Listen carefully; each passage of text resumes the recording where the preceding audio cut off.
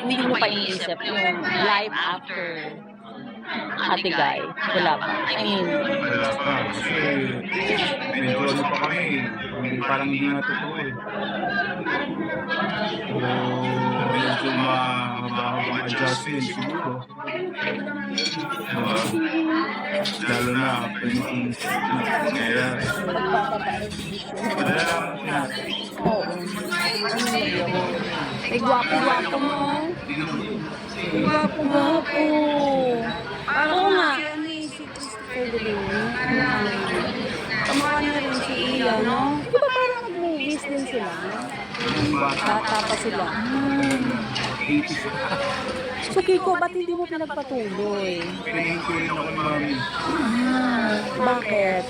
Masalimuot? Katampuan sila yung Philippines. Ganun naman yung lagi.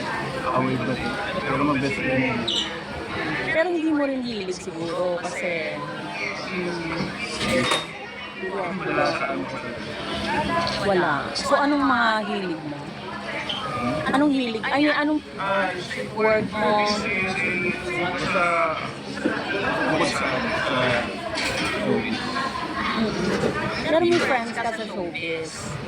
May friends ka sa showbiz. Ano po?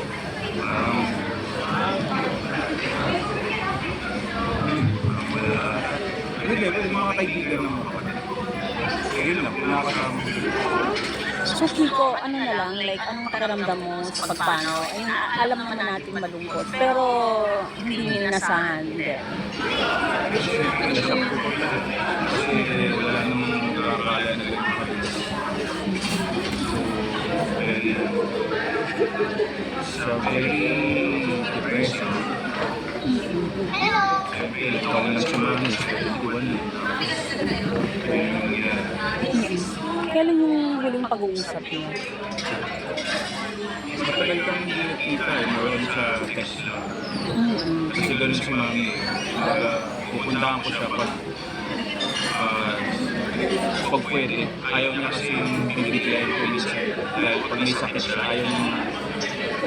ayaw niya pupuntahan mo siya sa para nakakawaan siya. So, ayaw niyo makita na may sakit. So pag okay siya, saka siya makakawala. Ganun siya.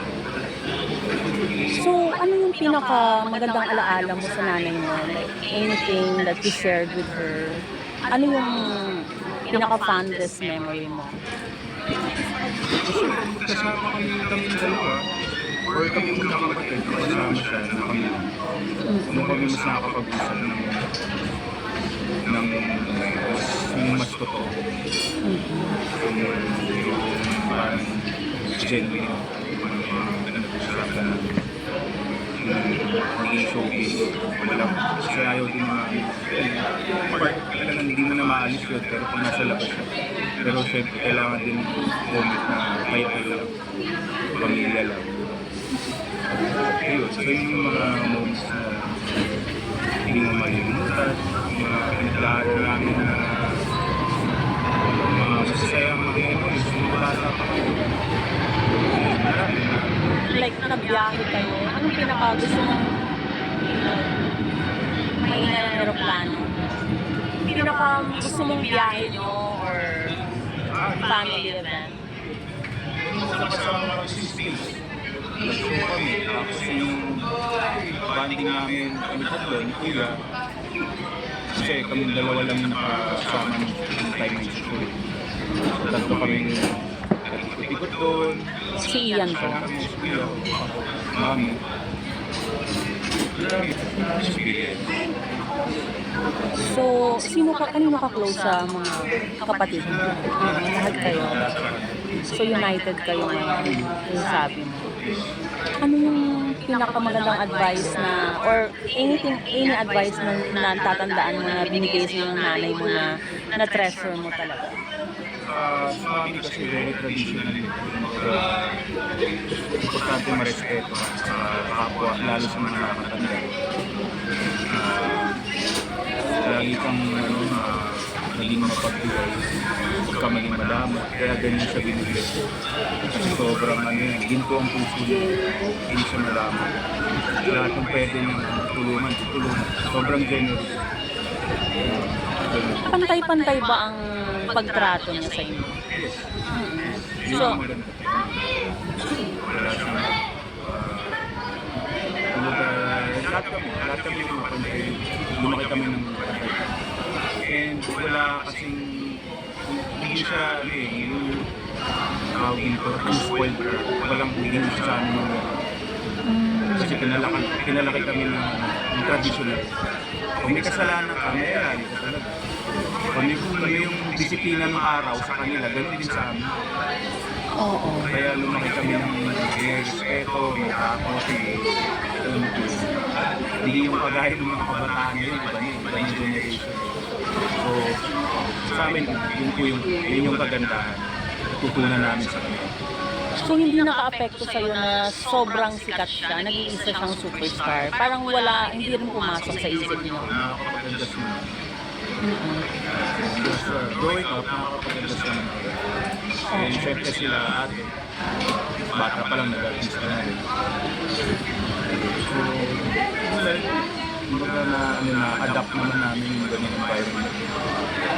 Sayang no, hindi ka mahilig sa showbiz kasi may itsura si Kiko talaga. Gusto ko yung nanonood na lang ako sa kanila. So, anong hilig mo? Nag-waste, nag-ano?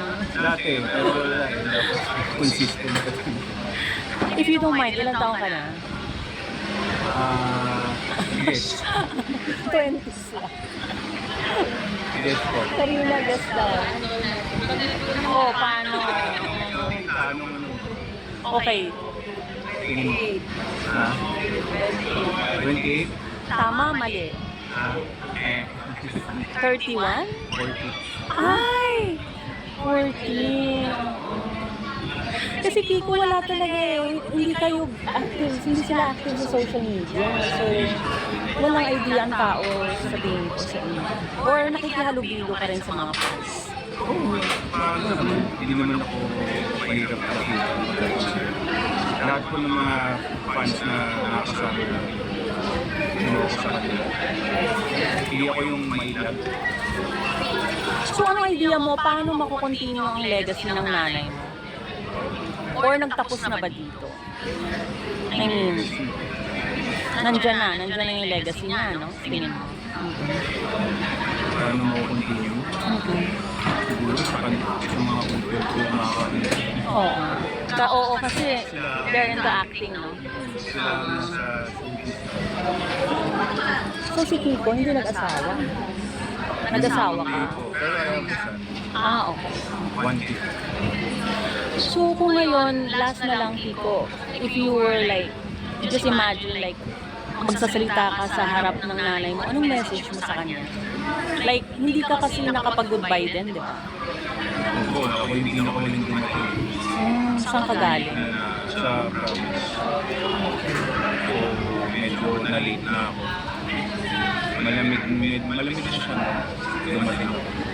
3 hours na siyang wala. Yun. Yun yung sakit na part. Anong gusto mong sabihin?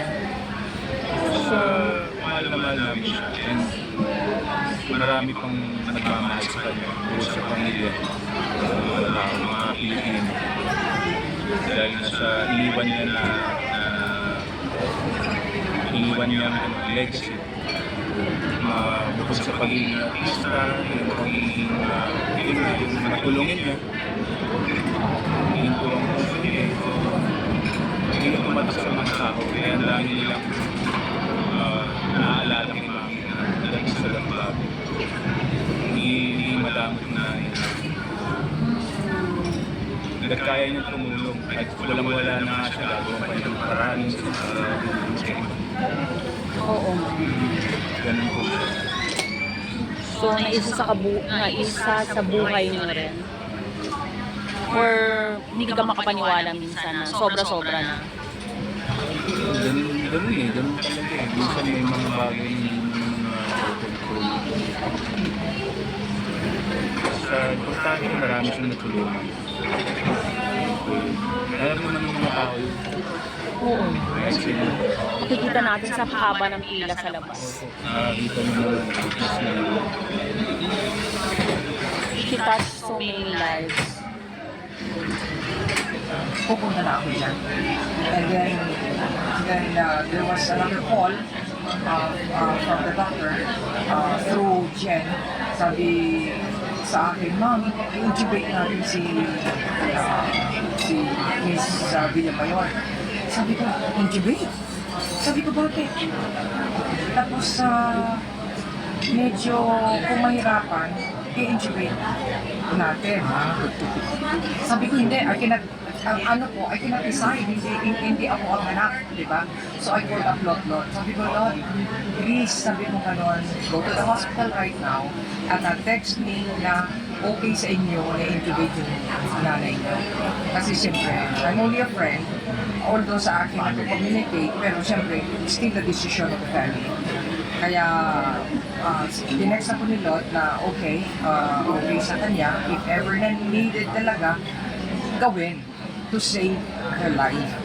So at the same time, sabi ko, bihis ka na, tawagan mo sila Ian, tawagan mo na, takbo na tayo dun sa hospital. So, yun. Ilang sa hospital nabutan mo pa niya? Oo, nandun kami sa ICU. Nire-revive siya for 28 minutes. Mag-flatline siya. Anong oras to? Siguro mga 11:30. In the evening? Morning. Morning. Kasi safe na siya eh. Ibig sabihin, 9 o'clock in the evening nung nag-text siya sa akin. Okay na siya, oo. Okay na siya. Then the whole night, okay na siya. The whole, mga 8, 9, okay siya. Parang mga 9:30 yata or 10 doon siya nagkaroon ng pain. Doon lang umpisa. Ano po sabi? Oh my God.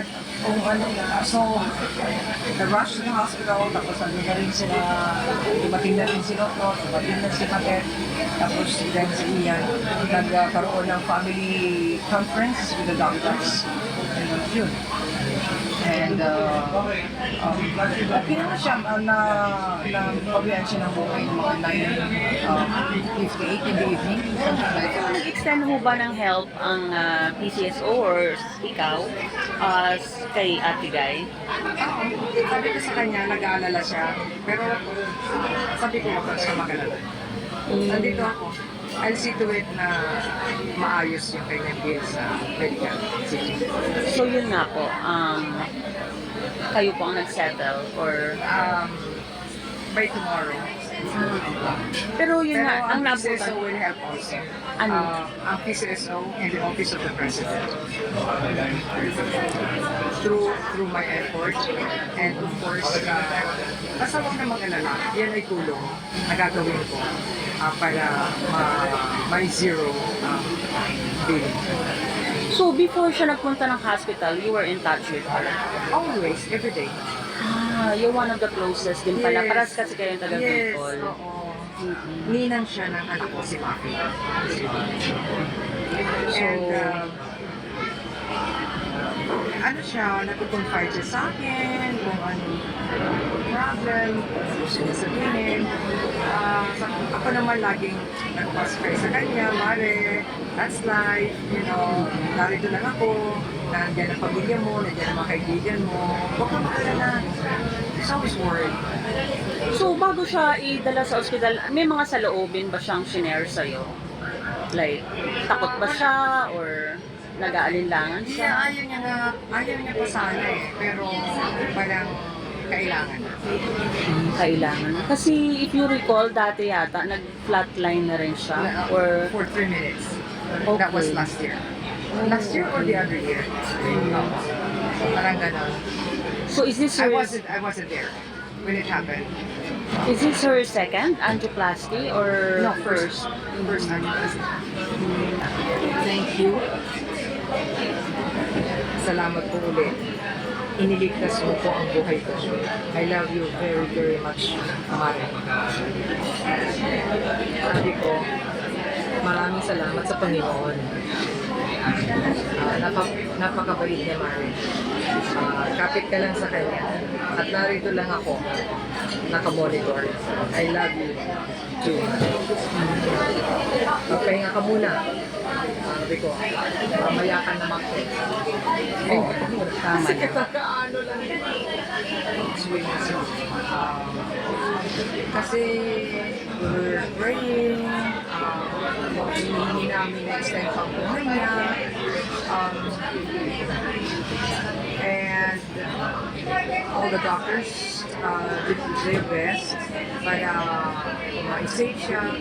Pero I always believe na kung panahon na, kung oras na, mangyayari. Kanya-kanyang panahon na, kanya-kanyang uri ng kamatayan ng isang tao. So, sabi ko nga, we just have to accept it. Lahat naman ay dadaan sa ganyan sitwasyon. Walang exception.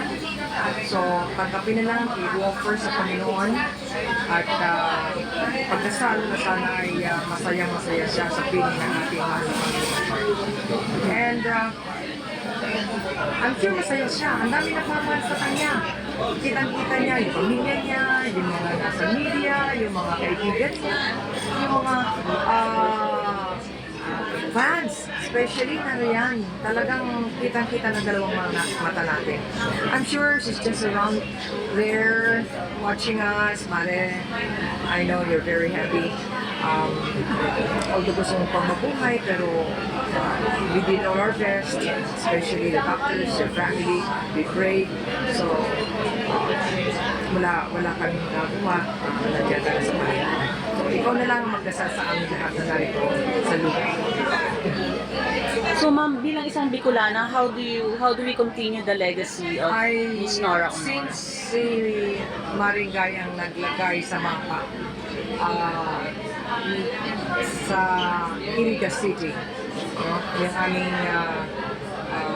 isang siyudad sa Camarines Sur, which I was a vice governor for 9 years, doon sa bayan sa probinsya na yun.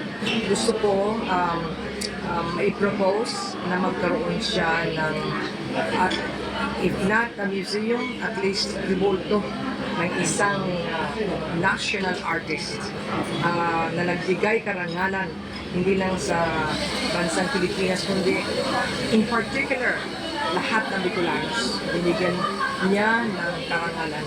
Kaya, iyan ay i-discuss ko sa kanyang anak, si Ian at kanyang mga anak. Dahil nagbilin siya. Meron siyang sinabi sa akin. And I will just divulge that the moment na kami ni Ian ay mag-usap na at mga bata ng masisi after ng libing.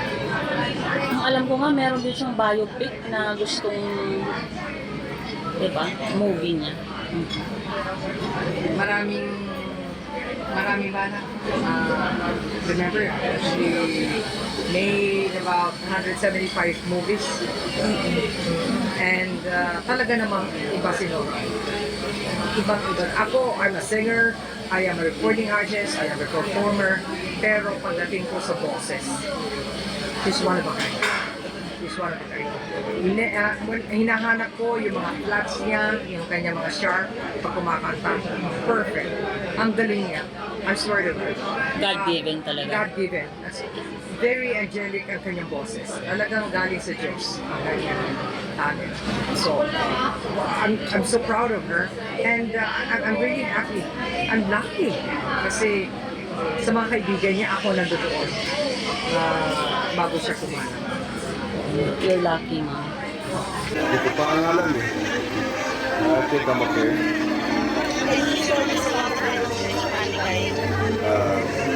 Forgive me if I don't, yeah, it's harder to bring it back into our mind.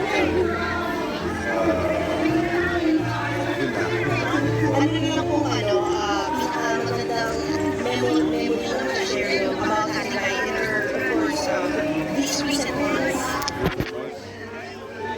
Recent memories of her. Knowing that we always have a good dinner. We always have a good conversation at dinner. Me, her, and the staff. We all eat together at the table. Sabay-sabay kami kumakain. So that was a memorable moment. Opo. Yeah, ever since. The guy is for the poor, for the people. You know? He's not, okay, kung anong pagkain dyan, nakakainin natin. Hindi masyadong market sa pagkain. Hindi masyadong market sa company, basta big company. Kayo rin po ba kasama yung ate guys sa hospital just because of late? Yes. Ngayon, kumusta po? Nasaan po yung mga naiwan namin ni ate guy? Are we turning it over sa mga anak? What's gonna be the setup, sir? All the stuff is at the house there. So, QC. you have to settle it with the landlady muna para with the stuff. We're renting it. We got a lot of bills to pay. Sir, for the record, gaano po katagal ang friendship niyo ni Ate Guy? 33 years. 33 years. So, gaano po kahirap sa inyo? Tsaka paano niyo binabalak makakope? How would it feel for you if you lost a part of your life? Yeah. That's probably how it feels to me. It hurts. So sometimes I'm at a loss for words. I don't really want to talk about it because I don't want to think about it. Kaya pasensya na po. Sino kasama niyo ngayon, Sir John? Ngayon si ate guy na mamahinga na. Yung aso ko, si Rocky. Si Rocky. Pagkala ni Rocky, iniwan kami, wala na natin guys. May memorabilia ba na sa dami ng memorabilia ni ate guy, may memorabilia ka ba na sinisave him? I only have 100 memories. Everything is in the house. Sir, nagpakita na ba siya sa panaginip sa inyo? Hindi pa nga, hinahanap ko pa nga eh. Pero nararamdaman ko siya. I can feel her. I talk to her. Pero hindi po natin pwedeng ipagkailan na talagang malaki ang bahagi ng buhay niyo sa kanya. Salamat po. Maraming salamat po, sir. Thank you. Pasensya na kayo. Usually, I'm very, like I can speak well, but Of course, you're really fine. We understand. But thank you so and I much. don't want to say anything that might get me in trouble. Kaya patawarin niyo naman. But really, this is for the fans, the other Nolanians who didn't make it today. Yes, okay. Well, that's, like I said before, it's all about the fans talaga. That's why we're here. Kung wala yung mga fans, wala kami. Saka Sir John, napansin po namin ang ganda ng ginawa niyo talagang nagmamasid lang kayo, binigay niyo talaga sa pamilya yung pagkaka-moment. I had her in life, they can have her this moment for them. I respect the family's wishes. It's their mother. Yeah. Thank you.